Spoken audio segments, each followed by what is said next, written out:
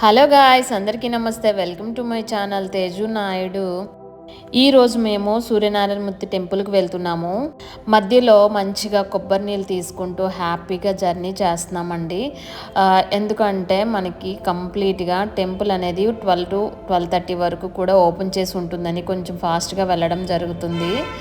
So మేమైతే Srikakulam enter అయ్యామండి. చాలా హ్యాపీగా ఉంది. ఎందుకంటే సూర్యనారాయణమూర్తి అనేది ప్రతి ఒక్కరికి కూడా కనిపించే దేవుడు కదా. మనకి సూర్యనారాయణమూర్తి అనేది కనిపించే దేవుడు అని చెప్పాను కదా, నిజమే కదండి.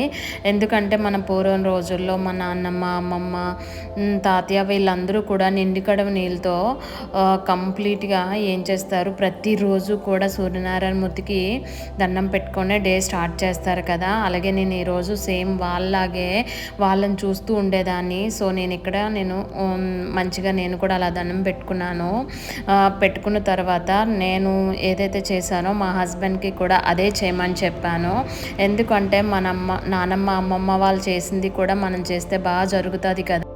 కాలు చేతులు కడుక్కున్న తర్వాత మంచిగా మేమిద్దరం ఏం చేసామంటే అలా చూస్తూ హ్యాపీగా అక్కడే కూర్చొని మంచిగా మాట్లాడుకుంటూ, సో ఇక్కడ చూసారు కదా మంచిగా మనకి మధ్యలో ఏం కనిపిస్తుందో చూడండి. దగ్గరగా నేను చూపిస్తున్నాను, ట్రై చేస్తున్నాను కానీ అవ్వట్లేదు.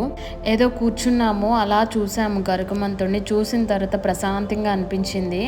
అనుకుంటున్నాము మాకు కూడా ఇక్కడ అన్నదానంలో మంచిగా ప్రసాదం దొరికితే బాగుందని అనుకుంటున్నాము.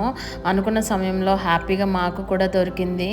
ఈ అన్నదానం ఎప్పుడైతే మేము చేసామో చేసిన తర్వాత మంచిగా దేవుడి గుడి దగ్గరికి వెళ్ళాము. అక్కడ వెళ్ళేసరికి మధ్యాహ్నం 1.5 hour అనేది క్లోజు. ఆ టైం వరకు వెయిట్ చేసి హ్యాపీగా సూర్యనారాయణమూర్తి దర్శనం చేసుకొని ఇద్దరం కూడా బయలుదేరాం. చాలా హ్యాపీగా ఉంది. రిటర్న్ అయితే బయలుదేరేసాం మళ్ళీ విజయనగరంకి. మీరు మీ ఫ్యామిలీతో వెళ్ళండి, నెగిటివ్ ఆలోచనలు ఉండవు, పాజిటివ్ వైబ్రేషన్ ఉంటుంది. Thank you guy.